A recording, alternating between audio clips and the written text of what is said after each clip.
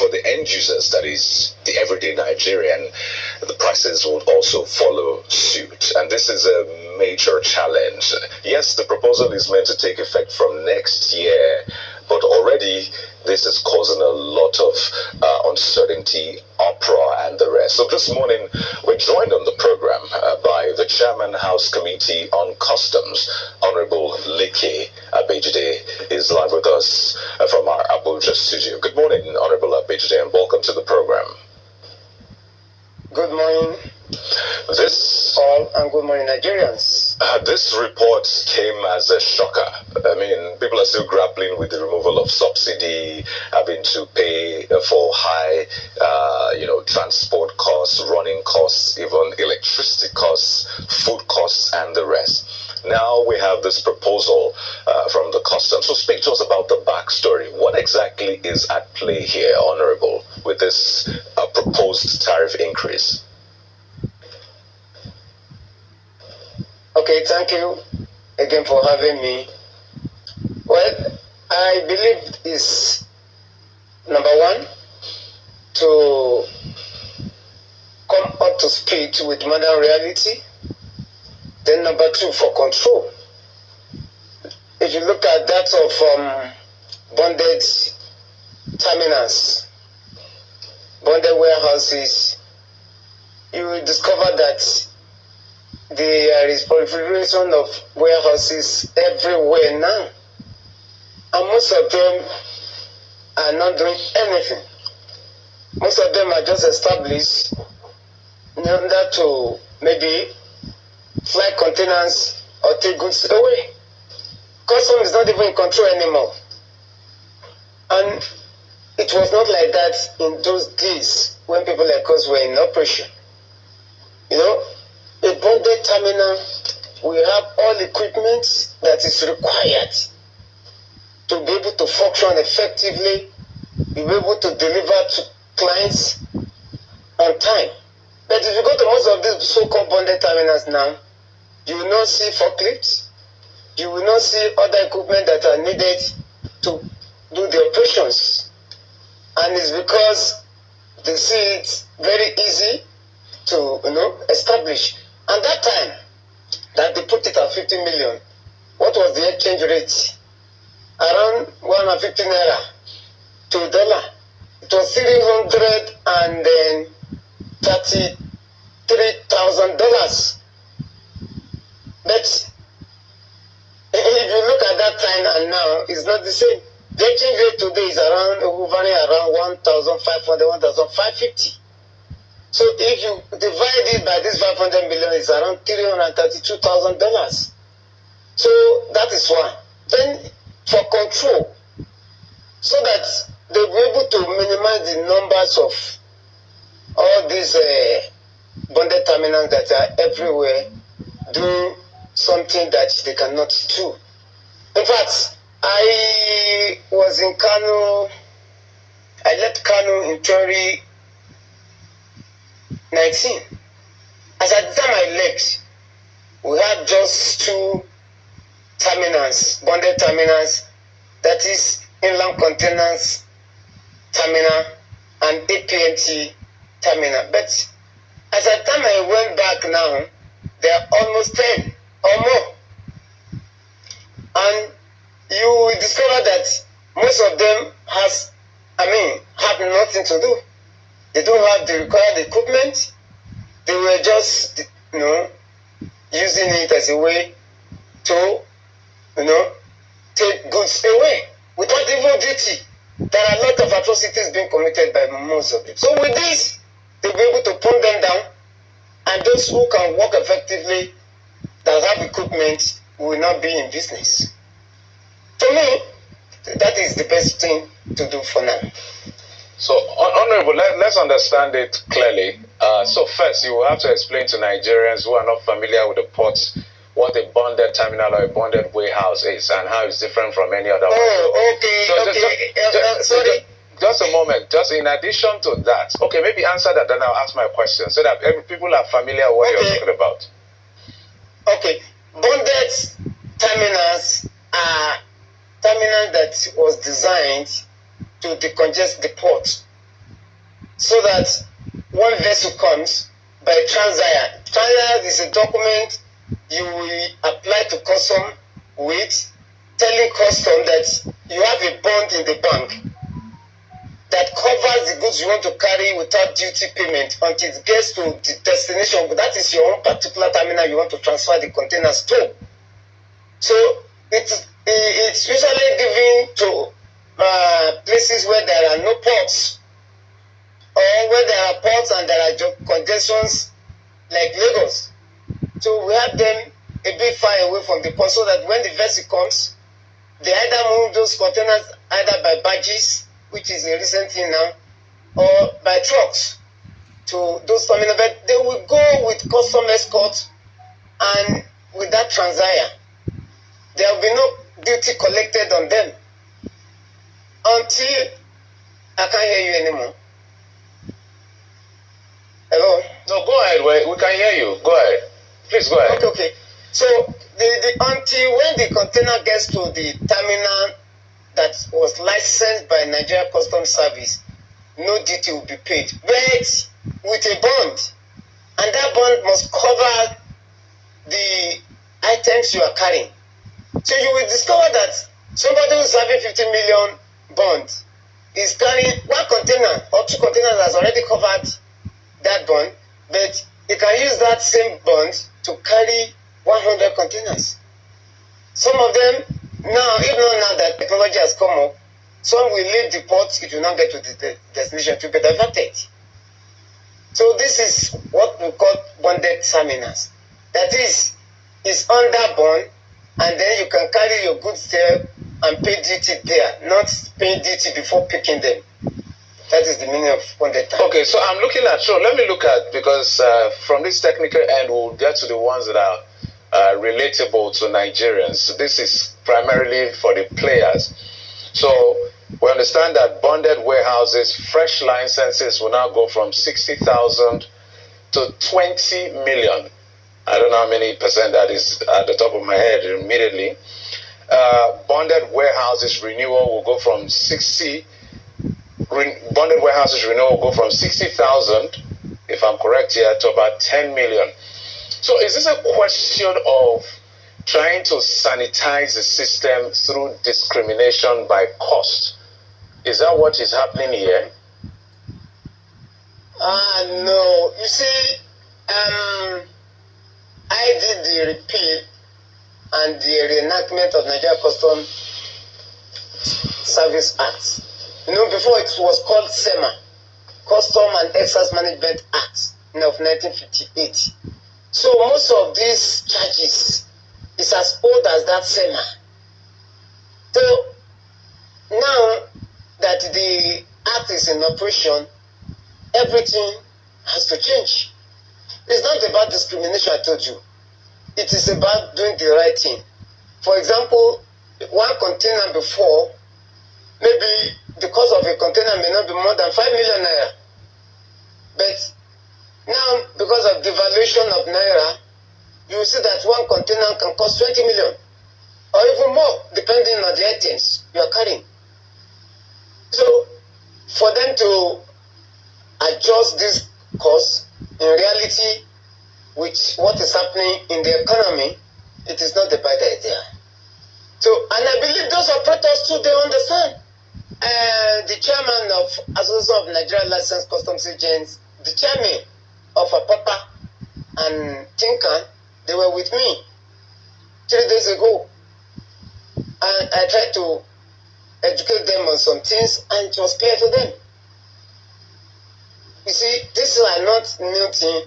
It is about the reality on ground. It is not maybe they are trying to discriminate. See, this is not a cheap business to venture into. If you want to go to a bonded terminal operation, you must be ready. Because even to buy the forklift alone, you will need close to 500 million naira. To do the terminal, you will need close to that 500 million naira. So, what is there for you to have a bond to operate your place of 500 million naira? If you can invest billions to put the infrastructure in place, you should know that all these goods to pay duty. What if they go with them without duty? The essence of collecting bond from them is that if they default, the custom will not discharge the bond as duty evaded to federal government of Nigeria. Right. It's just a way to block the leakages, nothing more. It's not that the custom is going to collect the money into their pocket. The money is still their own money, but it's in the bank. Any attempt for them to default, the money will go back to federal government of Nigeria. Well, Honorable, you said you had conversations with some of the operators, but we have it on good authority, and I'm sure you're aware that a lot of these importers and brokers are protesting against this increase. Yes, absolutely. Let's ensure that we clean up the system. Let's ensure that global best practices. Just a second, Honorable. Let's ensure that global best practices are upheld in that sector. That's understandable. But think about the impacts this will have on the economy. Prices are high as it is as a result of the removal of fuel subsidy, the hike in electricity costs, the hike in food prices, and all of that. So a lot of Nigerians have it up to this point. I mean, data costs already. So if you're going to measure the impact of this, a lot of the increase is 20-fold more than that. Have you tried to measure the impact it will have on prices of these goods when they come into the Nigerian market? Wouldn't it be higher than the reach of Nigerians now? I just told you that.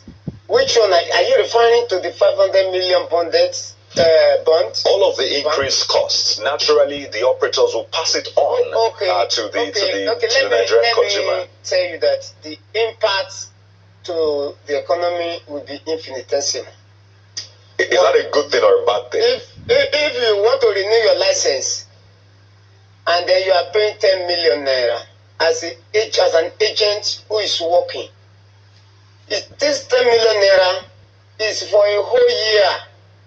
And I want to tell you that most of these agents can do job worth of 10 billion, 20 billion. So they will not even feel it.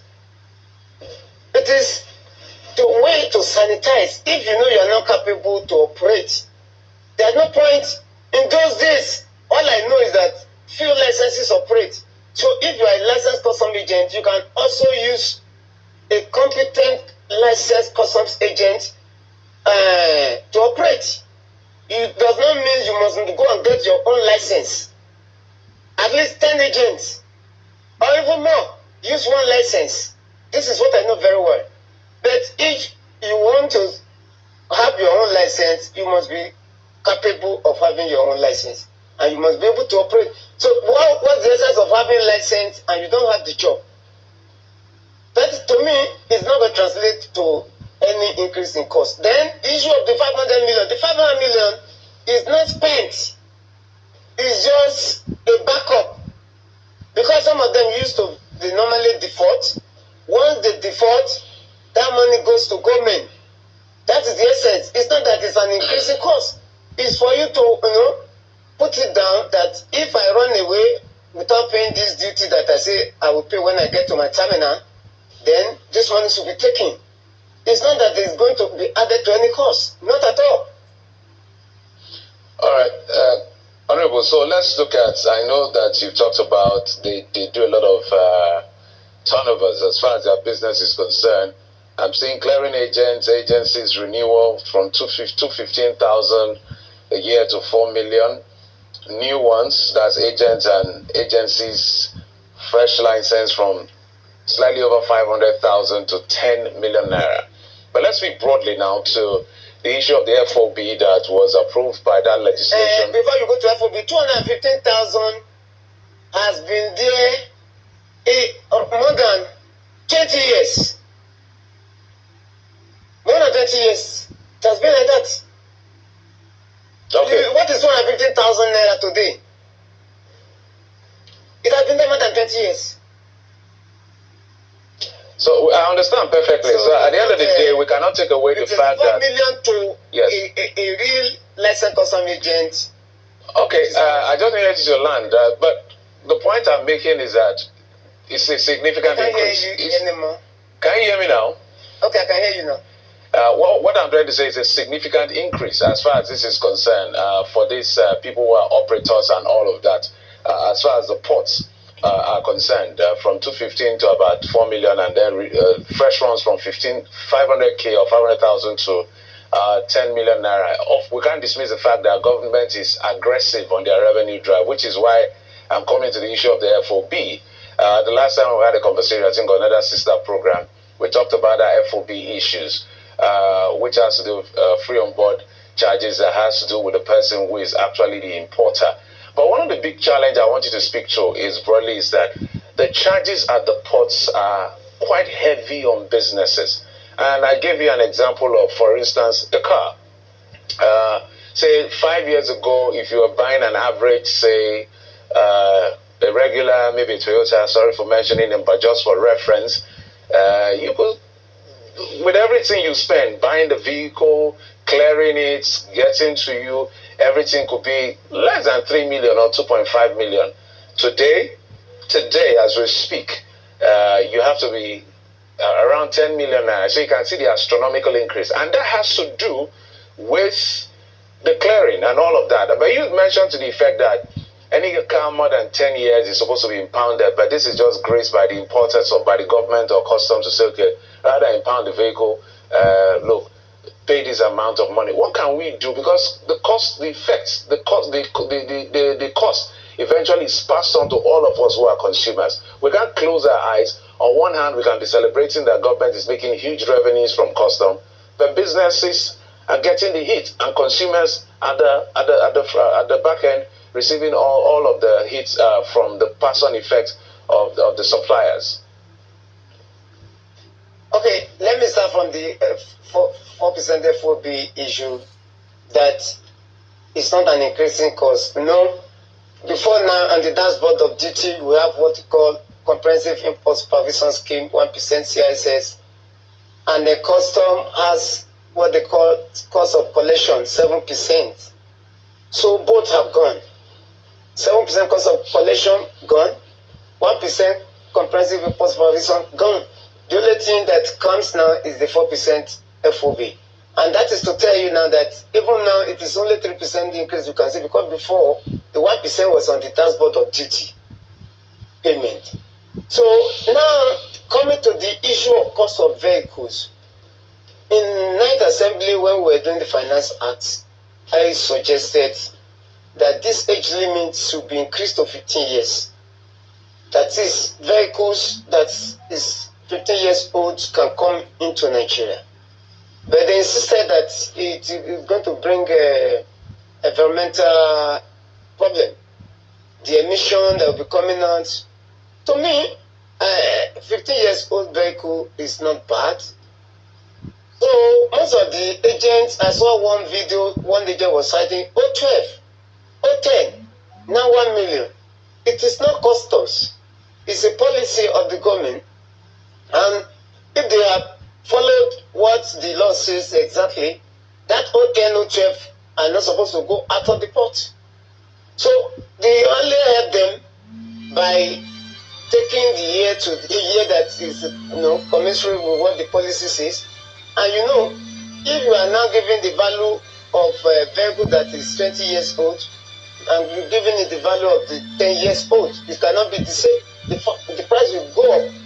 So this is what is responsible. What we can do by legislation, which I will support, is by increasing the age. That is vehicle of 15 years can come into the country. And with this, normal duty that is supposed to be paid can be paid. Maybe it will not be more than 1.52 million for the Corolla.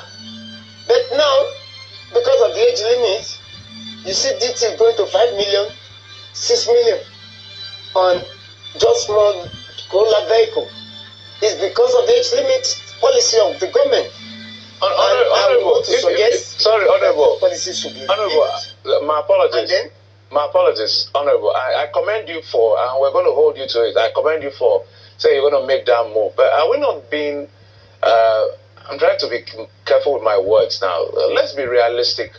How many Nigerians can afford cars? This is the car that the average Nigerian... You know, it is not government. It is during the late president that this was done. No, I understand. The age limit has been there from Abacha time anyway. Yes, and we're reviewing it every 2 years. We're trying to make way. We're trying to make headway. So this is just, us trying to layer the issues. So are we not, to be realistic, how many Nigerians can afford cars, even if the car is 5 million? And our import substitution as far as car manufacturing is not robust enough. Even if you tell Nigerians, every Nigerian to start buying cars in Nigeria, our capacity cannot meet up. I think we had one of the biggest manufacturers of cars in Nigeria the other time. We asked him, how much is his lease car? He said 22 million. His least, the smallest of them. How many Nigerians can dole out 5 million? So when we are putting policies are not supposed to be bottlenecks. Policies are supposed to drive trade, make life easy for a lot of people. So if, as much as we talk about environmental issues, is it still fair to say 15 years? Can't we increase it, given our economic reality? That's just a question. Yeah. I believe we can do that better. Even government, when they try to increase it, the local assemblers here, the local manufacturers here kicked against it. They worked seriously against it and said that they want to keep their own businesses. So this is another challenge. But me, I believe that even the local assemblers, no ordinary man can buy their vehicles. Because if you add them, they don't have vehicles less than 10 million. Their own vehicles are so expensive. I would suggest that for the time being, we should increase this age limit to 15 years. To me, it was 20 years I proposed. But they say even 15 years they can't do. So if we can even do 15 years, it will bring the cost down. All right. And you remember two things affected the cost of the vehicle. Two things. One, the devaluation. Then two, this age limit policy. So if they increase the age, you will see that the customer will be able to collect less duty on them. All right. And by the time they get to market, the price will be cheaper. So inadvertently, this is still at the table of the current government, right? So the current government is able to make a change. But before we let you go, Honorable, you describe yourself as a landlord of the ADC. I mean, you're almost like the last man standing in some sense. And I wonder, if anybody wants to come into anybody's house, you have to speak with the landlord in that sense. If you want to do anything, speak with the landlord. And with all of these movements we've seen, you still say you will support the APC, but everybody's looking at the ADC as a coalition. So is your home or your house in that sense still open to the likes of Mr. Nasir El-Rufai, Mr. Rotimi Amechi, Mr. Peter Obi, and of course, former Vice President Atiku Abubakar, saying that you have said you are the landlord of the ADC? Well, Kennedy, today I thought I came to educate Nigeria, but this is part of education, political education, Honorable. This is political education. So I was not prepared for politics, but since you asked, well, you can see that coalition collapsed last week, Saturday. All over the country, they could not even win one seat. So that is the beginning of the end. And in the next by early next month, the coalition will collapse completely. Because I have said it without number, you cannot come to somebody's house, hijack his house, and you think that the person, no matter how stupid he is, he will be looking at you. I will let them know that I am the landlord. The landlord, somebody who I didn't establish the party, but I'm the one that got used to make the party to remain where it is today. And I have never decamped to any big party. I have used it to contest all my election and brought people apart from myself to National Assembly and in the State Assembly. So, in all over the country, where do you see such? None. It's not existing. None of them knew that this party was there before. I don't believe the former Vice President Atiku is in this party. He has not taken our cards. He's partyless now. He resigned from PDP, but he has not joined any party. And Obi too, He's not taking this. He's still a member of Labour Party. He said it severally. And people like former governor of Kaduna State, my other brother, Nasir Rufai, he has not, I don't think he's fully in this party yet. If he's there fully, there was an election in his state, he should be able to win one seat there. So maybe the only people who can say they are in this party now, they are a member of this party but not chairing any seats. Is former Senate President David Mark and former Osun State Governor Ralph Arabesola. So these are the two people that are just ordinary members of the party yet. They are not holding any position yet, according to the constitution of the party. Well, that is very interesting because what we see is quite different. But I think it's a fair place to leave it. It's still early days. You read our constitution. All right. Different. All right, Honorable. Since you said you are not prepared now, you are bringing out the sword. So let us let it rest now. So we can let you go. I'll be speaking with Honorable Leke Abejide, Chairman House Committee on Customs, and now self-proclaimed landlord of the ADC. Thank you for your time, Honorable. Wish you the very best. Thank you for greeting the landlord, and landlord is greeting you.